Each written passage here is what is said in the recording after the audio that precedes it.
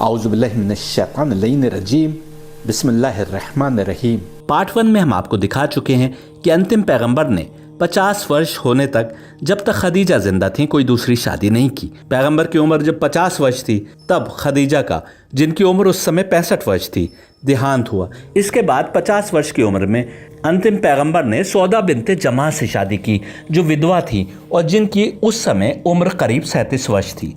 सौदा के पति का एबिसिनिया से वापसी में देहांत हो गया था। सौदा मुस्लिम महिला थी जिसने अपने धर्म के कारण एबिसिनिया से अरब की यात्रा की थी। यदि वो एबिसिनिया वापस जाती तो उसके परिवार वाले धर्म परिवर्तन करके इस्लाम अपना लेने के लिए उनको यातनाएं देते, जैसा कि वो अन्य लोगों के साथ कर रहे थे।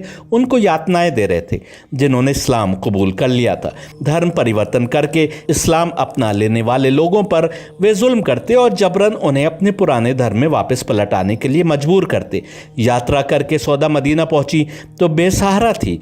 यहाँ उनका कोई भी अपना नहीं था और इस अनजानी जगह पर उनके पति का देहांत हो गया। इब्न कसीर के अनुसार she was a tall and large black skinned women with a jolly kindly disposition, यानी विधवा थी, बहुत लंबी, मोटी और काली थी। इब्न कसीर आगे लिखते हैं कि मक्का में लोग अचंभे में थे कि मोहम्मद ने ऐसी विधवा से विवाह किया है जो ना तो कम उम्र थी और ना सुंदर। सौदा से शादी करके वो अरबों की सोच को एक बड़ा धचका दे रहे थे, जिनके लिए किसी असुंदर विधवा से शादी करने का कोई कारण नहीं बनता था। पैगंबर ने ज़ैनब बिनते खुज़ैमा से शादी की जब उनके पति अब्दुल्ला इब्न जैश उहद के युद्ध में शहीद हो गए। वे अपने समय की सबसे उदार और दानी महिला के रूप में प्रख्यात थी। लोग उन्हें गरीबों की माँ कहकर पुकारते थे, परंतु पति के शहीद हो जाने के बाद उस महिला की मनोदशा सोचिए, जो इतनी उदार थी कि लोग उसे गरीबों की माँ कहकर पुकारते थे, लेकिन अब उसका स्वयं का सहारा और आमदनी का स्रोत समाप्त हो गया था।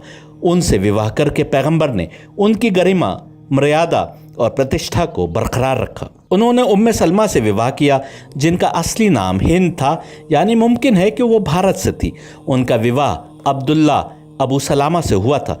ये दोनों एबिसिनिया जाने वाले पहले मुस्लिम काफिले में शामिल थे जो मक्का वालों की यातनाओं से बचने के लिए एबिसिनिया गया था। उम्मे सलमा ने दुनिया को छोड़ रूहानियत का मार्ग अपना लिया था। वो अपनी धार्मिकता और बुद्धिमत्ता के लिए प्रख्यात थी। जब उनके पति का देहांत हुआ तब उनकी उम्र बहुत अधिक हो चुकी थी और उनके साथ कई अनाथ बच्चे थे। इतनी उम्र की औरत से भला कौन शादी करता। उनसे शादी करके पैगंबर ने हर जमाने के लिए एक मिसाल छोड़ दी। फिर से सुनिए, किससे विवाह किया? ऐसी विधवा औरत से जिसकी उम्र बहुत हो चुकी थी और उनके साथ कई अनाथ बच्चे थे। ऐसे व्यक्ति पर यदि कोई विमेनाइजर और सेक्स मैनियाक होने का आरोप लगा रहा है तो यकीनन वो तमस्सिक गुण में, शैतान के वश में अपनी आत्मा को दिए हुए। पैगंबर की पत्नी सफिया यहूदी कबीले बनु नज़ीर के सरदार हुयई इब्न अख्तब की पुत्री थी। उनके पति खैबर के युद्ध में मारे गए थे और पिता बनु कुरैज़ा से थे, जिनको इस युद्ध के बाद कत्ल किया गया। पति के मारे जाने के बाद उनको युद्धबंदी के रूप में लाया गया था।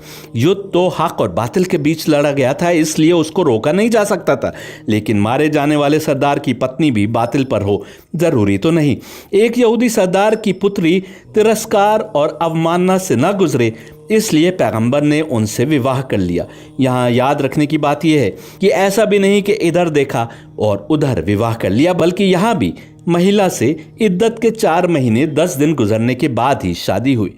क्या वासना में गिरफ्तार कोई व्यक्ति 4 महीने 10 दिन प्रतीक्षा करेगा? सफिया से शादी करके पैगंबर मोहम्मद ने बनु इसराइल से अपना रिश्ता कायम कर लिया। आप देखेंगे कि पैगंबर ने एक और शादी भी इसी प्रकार की थी, जहां दुनियावी शहंशाह युद्ध में कब्जे में आई महिलाओं को चाकरी और दासी के रूप में प्रयोग करते थे और ये प्रथा भारत में भी आम थी। वहीं ये वो व्यक्ति था जो ऐसी महिलाओं को जो गरिमा और प्रतिष्ठा रखती थीं, उनसे विवाह करके न केवल उन्हें बल्कि उनके कबीले की भी गरिमा और प्रतिष्ठा को बढ़ा रहा था। एक और पत्नी जुवैरिया कबीला बनु मुस्तालिक के सरदार अल हारिस की बेटी थी। बनु मुस्तालिक से युद्ध के बाद मुसलमानों ने 200 लोगों को बंदी बनाया, जिनमें औरतें और बच्चे भी थे। पैगंबर मोहम्मद ने जुवैरिया से विवाह कर लिया। इस पर मुसलमानों ने कहा कि इस शादी के बाद तमाम कैदी तो अल्लाह के रसूल के संबंधी हो गए, इसलिए उन्हें बंदी नहीं रखा जा सकता। उन्होंने सबको आज़ाद कर दिया। यहाँ ये बताना आवश्यक है कि बनु मुस्तालिक ने मुसलमानों पर हमला किया था। इस युद्ध में अनेक मुसलमान भी शहीद हुए थे। युद्ध में यदि मुसलमानों की पराजय हो जाती तो बनु मुस्तालिक शायद किसी को भी जिंदा नहीं छोड़ते, लेकिन युद्ध में जीत मुसलमानों की हुई। जीत के बाद ही कई लोग युद्ध बंदी बनाकर लाए गए। यदि पैगंबर उन सबको ऐसे ही छोड़ देते तो ये मुसलमानों के साथ नाइंसाफ़ी होती, जिन्होंने अनेक शहादतें देकर युद्ध में विजय प्राप्त की थी और इन लोगों को बंदी बनाया था। पैगंबर ने एक औरत से शादी की और मुसलमानों ने उनके आदर में उन तमाम लोगों को छोड़ने की सोची जो उस कबीले के थे। यह मुसलमानों का अपना डिसीजन था। पैगंबर ने डिसीजन नहीं बताया, ना ही उन पर थोपा कि ये इस औरत के सारे रिश्तेदार हैं, इसलिए इनको छोड़ दिया जाए। पैगंबर की इस शराफत से प्रभावित होकर समूचा कबीला बनु मुस्तालिक उनके मार्ग पर आ गया। ये बहुत ही बड़ा कबीला था। इस उदारता ने तमाम अरब कबीलों को मुसलमानों और इस्लाम से करीब कर दिया। आलोचक जो युद्ध बंदियों को लेकर तरह तरह के आरोप लगाते हैं, वो ये बताएं कि क्या वे सही करते हैं। पैगंबर की एक पत्नी मैमूना थी, जिनका नाम बर्रा बिनते अल हारिस अल हिलालिया था। उनके दूसरे पति अबू रोम इब्न अब्दुल उज़्ज़ा अल अमीरी के देहांत के बाद उन्होंने पैगंबर के सामने आकर अपने को उनके सामने पेश किया, यानी शादी के लिए अपने को पेश किया। पैगंबर ने उनसे विवाह कर लिया, जिसके फलस्वरूप कुरान की एक आयत इस बारे में अवतरित हुई। पैगंबर ने एक विवाह उम्मे हबीबा से किया, जिनका नाम रामला बिनते अबू सुफियान था। अबू सुफियान वो व्यक्ति था जो उस समय मुसलमानों का सबसे बड़ा दुश्मन था। वो बार बार मौका देखकर फौज इकट्ठा करके मुसलमानों पर हमलावर हो रहा था। उसकी पुत्री रामला ने इस्लाम कबूल किया था। वो उबैदुल्लाह इब्न जैश की पत्नी थी। मुसलमानों ने जब एबिसिनिया की ओर दूसरी हिजरत की तो उसमें ये दोनों शामिल थे। वहाँ उबैदुल्लाह ने ईसाई धर्म अपना लिया, पर ये इस्लाम पर रहीं और वापस आ गईं। ये एबिसिनिया से वापस मदीना आई। उस समय भी उनका पिता अबू सुफियान फौजें जमा कर रहा था मुसलमानों को समाप्त कर देने के लिए। उस समय भी वो मुसलमानों का सबसे बड़ा दुश्मन था। न पति था और न पिता के घर जा सकती थी। पैगंबर ने उनसे विवाह किया ताकि उन्हें सुरक्षा एवं संरक्षण प्रदान किया जा सके। ज़ैनब बिनते जैश से पैगंबर का विवाह पुराने रूढ़िवादी रस्म व रिवाज को तोड़कर इस्लामी कानून की पूर्ति और उस पर अमल करने हेतु किया गया। ज़ैनब का विवाह ज़ैद इब्न हारिस से हुआ था, जिनको पैगंबर ने पाला था, जिसके चलते लोग उनको पैगंबर का बेटा कहकर पुकारने लगे थे। ज़ैद ने ज़ैनब को तलाक दे दिया, जिसके पश्चात पैगंबर ने ज़ैनब से विवाह किया। इस शादी पर भी आज तक पैगंबर पर आरोप लगाए जाते हैं। हालांकि कुरान में ज़ैनब से शादी का उल्लेख बताता है कि कुरान का भेजने वाला खुदा उसकी ओर का हुक्म था कि पुरानी रस्म को तोड़ा जाए, जिसके अनुसार किसी को भी बेटा या बेटी बना लिया जाता था। इस्लाम ने मुंह बोला बेटा या मुंह बोले भाई या बहन का इनकार किया है।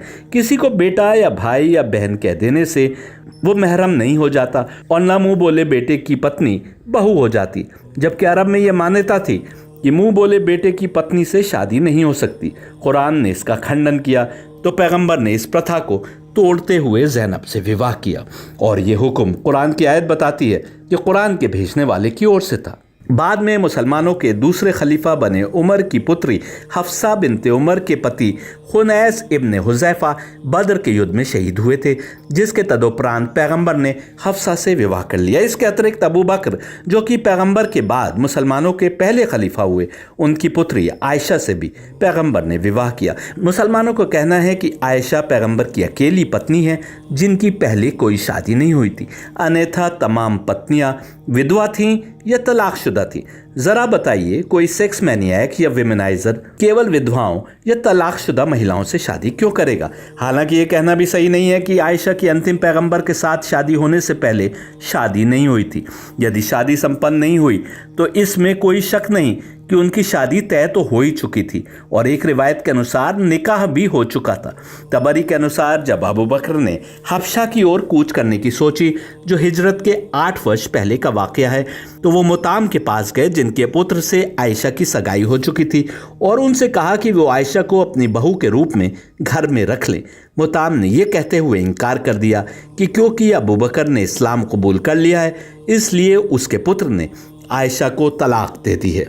गौर करने की बात यह है कि यह हिजरत से 8 वर्ष पहले का वाकया है। पैगंबर की पहली पत्नी खदीजा का देहांत हिजरत से 3 साल पहले हुआ, यानी इस वाक़े के करीब 5 वर्ष बाद। हिजरत से कुछ समय पहले आयशा का पैगंबर से निकाह हुआ और फिर करीब 3 वर्ष बाद जब मदीना हिजरत भी हो चुकी थी तब रुखसत होकर आयशा पैगंबर के घर आए। इससे तो ये दिखाई देता है कि मुताम द्वारा अपने पुत्र की आयशा से शादी तोड़ने के 6 वर्ष बाद आयशा का फिर से निकाह हुआ और 9 वर्ष बाद वो रुखसत होकर पैगंबर के घर आए। सोचने की बात है, जो लोग आरोप लगाते हैं कि आयशा की अंतिम पैगंबर से शादी के समय उम्र 6 वर्ष थी और रुखसती के वक्त उम्र 9 वर्ष थी, वो बताएं कि पैगंबर से निकाह के करीब 7 वर्ष पहले आयशा की उम्र क्या थी जब मुताम ने यह कहते हुए आयशा को घर बुलाने से इनकार कर दिया था कि क्योंकि अबू बकर ने इस्लाम कबूल कर लिया इसलिए उसके पुत्र ने आयशा को तलाक दे दी। साफ है कि 6 वर्ष में शादी और 9 वर्ष में रुखसती की रिवायत सही नहीं है।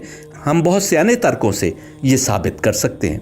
एक नज़र से देखा जाए तो आयशा की भी शादी टूट चुकी थी। इस तरह तो पैगंबर की एक भी पत्नी ऐसी नहीं हुई जिसकी पहले शादी नहीं हुई थी। यहाँ एक और बात गौर करने की है, जब मक्का के कबीलों ने एकजुट होकर पैगंबर को रात के अंधेरे में कत्ल कर देने का प्लान बनाया और पैगंबर को इस प्लान की भनक हो गई तो वो अली को अपने बिस्तर पर सोने को कहकर रात के अंधेरे में अबू बकर के साथ मदीना के लिए हिजरत के लिए निकले।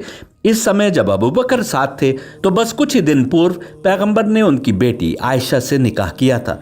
जिस समय तमाम अरब कबीले आपके एकेश्वरवाद की शिक्षा के कारण आपके दुश्मन बन रहे थे, उस समय अबू बकर जैसे बुजुर्ग की बेटी से निकाह करके पैगंबर ने कम से कम ये सुनिश्चित किया कि वो हिजरत के दौरान उनके साथ रहे। अबू बकर की सहायता के बिना मक्का से बाहर निकलना भी शायद मुमकिन ना होता। अबू बकर और उमर दोनों का मुसलमानों में बड़ा दबदबा था। ये इस बात से भी साबित है कि पैगंबर के बाद यही दोनों पहले और दूसरे खलीफा हुए। जिस प्रकार पैगंबर ने जुवैरिया से शादी की जिसके चलते पूरा कबीला बनु मुस्तलिक उनका हिमायती हो गया, उसी प्रकार हफ्सा और आयशा से शादी करके पैगंबर ने अरब के 2 रसूखदार व्यक्तियों से अपने रिश्ते मजबूत कर लिए। यदि ये कारण नहीं था तो बस एक और कारण समझ में आता है। एक रिवायत के अनुसार आयशा अंतिम पैगंबर की पुत्री फातिमा से 5 वर्ष छोटी थी और दूसरी रिवायतों के अनुसार भी उम्र में कोई बहुत अधिक अंतर नहीं था। जिस प्रकार ज़ैनब बिन्त जैश से पैगंबर का विवाह पुराने रूढ़िवादी रस्म व रिवाज को तोड़कर इस्लामी कानून की पूर्ति और उस पर अमल करने हेतु किया गया ताकि दुनिया को ये पैगाम दे सके कि इस्लाम में जो सगे संबंधी महरम हैं उनके बाहर तुम किसी को महरम नहीं बना सकते। यानी किसी को बेटे जैसा कह देने से कोई बेटा नहीं हो जाएगा, किसी को भाई जैसा या बहन जैसा कह देने से, जैसे कजन्स के लिए आमतौर पर कहा जाता है, वो सगा भाई या बहन नहीं हो जाएंगे।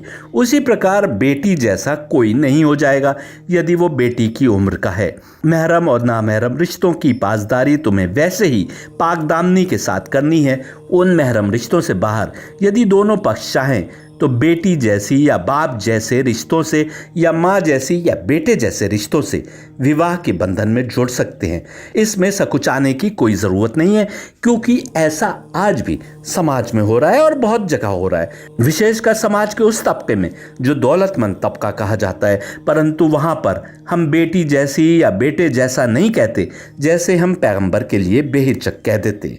हमने गूगल पर चेक किया तो सबसे पहले जो लेख सामने आया उसका शीर्षक था 70 celebrity couples who make it work despite huge age gaps. इस लेख की प्रारंभिक लाइनें इस प्रकार थी, When you picture your perfect partner, you probably think of someone who is your age or at least in the same generation as you.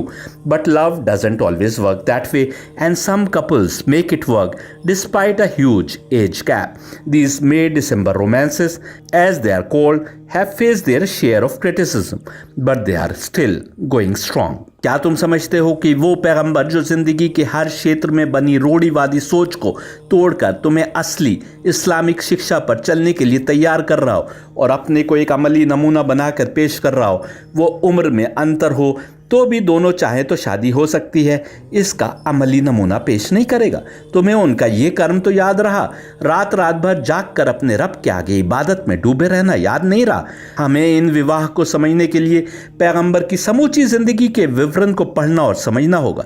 जो व्यक्ति जवानी के दिनों से सिर्फ अपने रब से करीब होने की कोशिश में लगा रहा, जिसने अदालत, इंसाफ और ईमानदारी का दामन कभी नहीं छोड़ा, जो कमजोर, गरीब, बेसहारा, अनाथ और विधवाओं का मसीहा बना रहा, जो तमाम इंसानियत और तमाम दुनियाओं के लिए रहमत बनकर आया था और जिसने सात्विक जीवन व्यतीत करने की तमाम उम्र शिक्षा दी, वो क्यों कर अपने रास विलास के लिए विवाह करता।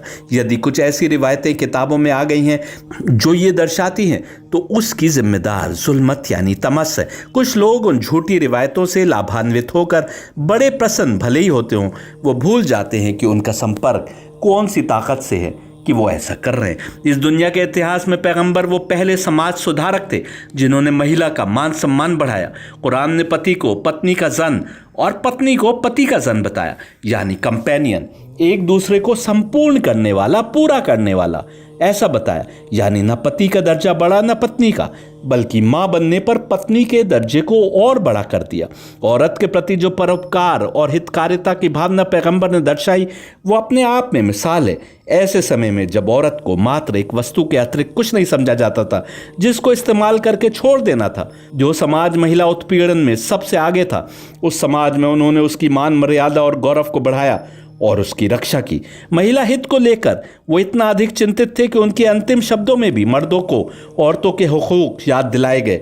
उन्होंने कहा, be careful about prayer and about what your right hand possesses, do not impose on them what they have no strength for, fear Allah about the women because they are helpless in your hands. लोगों ने बहुत सी उल जलूल बातें बना ली, जैसे पैगंबर में 40 पुरुषों की शक्ति थी, या ये कि वो रोज़ाना हर पत्नी के पास जाया करते थे। यहाँ ये बताना आवश्यक है कि इस्लाम ने तमाम पत्नियों के साथ अदालत करने की बात की है, ना कि बराबरी करने की। अदालत और बराबरी में अंतर ना करने वाले लोग भी कई बार पैगंबर के आचरण को नहीं समझ पाते। उदाहरण के रूप में एक भोग है जिसमें यह निष्कर्ष निकाला गया कि सबके साथ बराबरी का सलूक होगा। कुछ लोग घर से खाना खा कर आए थे और कुछ भूखे थे। बच्चे, औरतें, बूढ़े और जवान थे। सबको 2-2 रोटी दे दी गई। ये बराबरी तो हुई, लेकिन इंसाफ नहीं हुआ, अदालत नहीं हुई। बच्चे के लिए 2 रोटी अधिक थी और जवान के लिए कम। जो लोग घर से खाना खा कर आए थे उन्हें 1 की भी आवश्यकता नहीं थी, और जो भूखे थे उनके लिए 4 भी कम थी। इस्लाम बराबरी के स्थान पर अदालत की बात करता है। कम अकल आलोचक चाहते हैं कि सौदा जैसी पत्नी, जिसको अब पुरुष की कोई आवश्यकता नहीं, उनका पति अब भी उनके साथ उसी बराबरी से पेश आए जैसे वो कम उम्र पत्नी जैसे आयशा के साथ पेश आता है।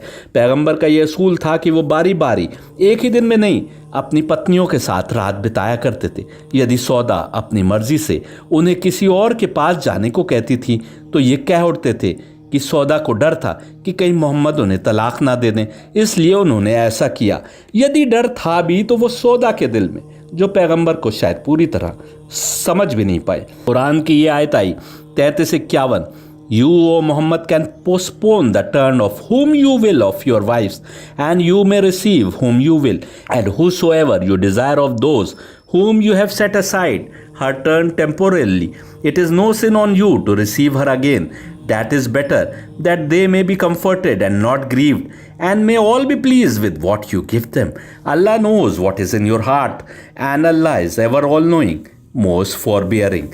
इस पर पत्नी आयशा का बयान किताबों में दर्ज है कि उन्होंने कहा कि the messenger of Allah used to ask permission of us for changing days after this आया was revealed. I said, if it were up to me, I would not give preference to anyone with regard to you, O messenger of Allah. ये आयत आने से पहले पैगंबर बारी बारी हर पत्नी के पास जाया करते थे. इस आयत आने के बाद वो किसी भी पत्नी के पास जाने से पहले उससे इजाज़त ले लिया करते थे जिसकी अब बारी थी. ये क्या इंसाफ नहीं है? इससे साफ है कि अनेक पत्नियां ऐसी भी थीं जो उम्र के साथ मर्द के साथ रहने की चाह भी खो चुकी थी. उन्हें केवल संरक्षण की आवश्यकता थी, उनके मान मर्यादा को बचाए रखने की आवश्यकता थी, जो उन्होंने किया. यहाँ यह भी बताना आवश्यक है कि वो तमाम पत्नियों के पास केवल शारीरिक ज़रूरत की पूर्ति के लिए नहीं जाया करते थे. अपने अंतिम दिनों में भी जब वो बीमार थे और हर पत्नी के घर जाने में असमर्थ थे, तो भी वो उनसे अनुमति लेते थे जिसकी बारी थी कि वो जहाँ हैं वहीं ठहरे रहें कि नहीं। ये इस्लाम का इंसाफ का तकाजा है, जो कहता है कि यदि एक से अधिक पत्नियां हों तो तुम्हारे लिए आवश्यक है कि हर किसी के साथ इंसाफ से पेश आओ। यदि इंसाफ नहीं कर सकते तो एक से अधिक शादी की सोचो भी नहीं। इस्लाम इंसाफ को अंधा नहीं बल्कि आंखों और अकल के साथ देखता हुआ पेश करना चाहता है।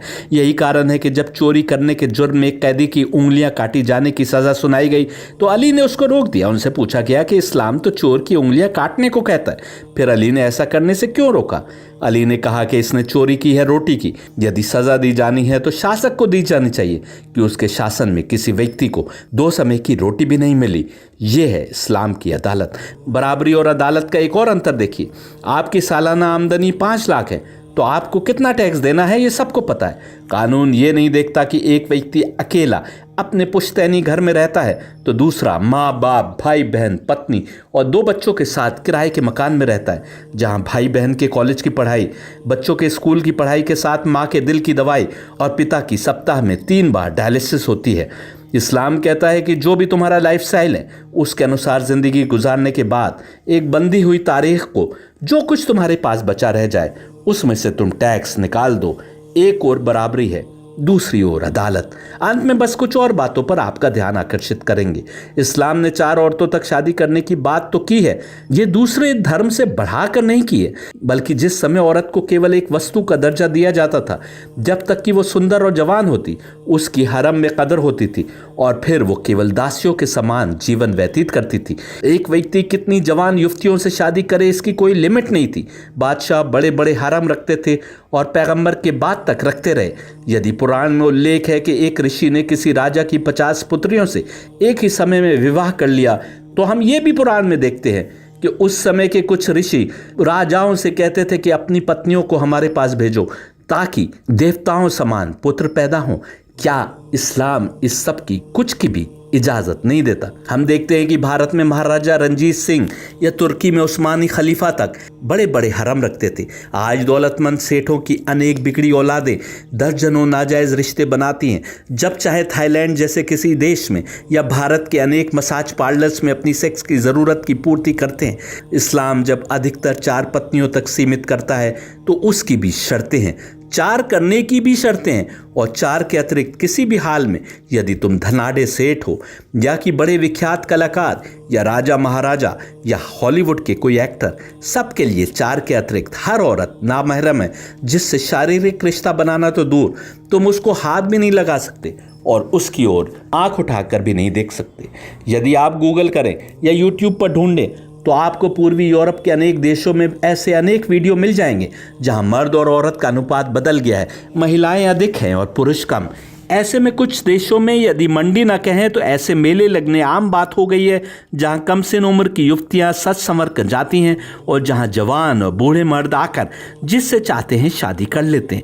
यूट्यूब आदि पर आप देख सकते हैं कि कई दूसरे देशों से मर्द इन मेलों में आते हैं और सस्ते में किसी जवान, खूबसूरत और मनचाही युवती से शादी करके ले जाते। दूर से तो ये बहुत अच्छा दिखाई देता है, लेकिन ज़रा गौर कीजिए, यदि मर्द और औरत का अनुपात इतना बदल जाए कि कमसिन और जवान युवतियों को मर्द को रिझाने के लिए बन संवर कर जाना पड़े और उन्हें यह डर सता रहा हो कि कहीं वो बिना शादी के ना रह जाएं, तो ऐसे हालात में उन औरतों से जिनकी उम्र अधिक हो चुकी है, जो विधवा हैं या तलाकशुदा, उनसे कोई क्यों शादी करेगा? अरब के रेगिस्तान में जहां जिंदगी आसान नहीं थी, कबीलों में युद्ध होते रहते थे, मर्द और औरत का अनुपात बदल जाना स्वाभाविक था।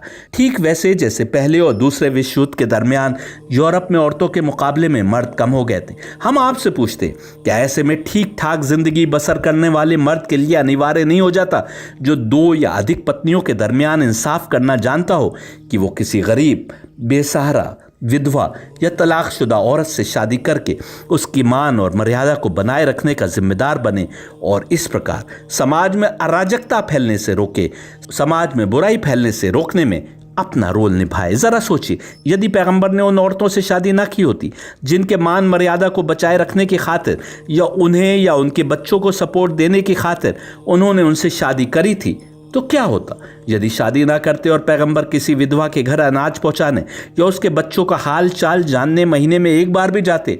तो क्या वो लोग जो शादी कर लेने के बाद भी पैगंबर को विमेनाइजर और सेक्स मैनियक कह रहे हैं, वो उनके कैरेक्टर पर उंगली उठाना छोड़ देते?